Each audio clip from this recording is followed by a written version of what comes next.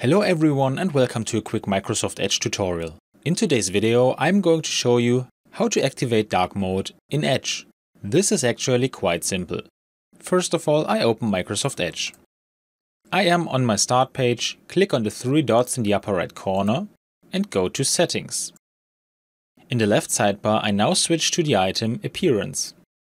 In the upper area I can now switch into dark mode in Edge by clicking this tile. In addition, I have the option to switch back to the light mode or to link this setting to my system. This way Edge switches to dark or light mode when I change the corresponding function in Windows.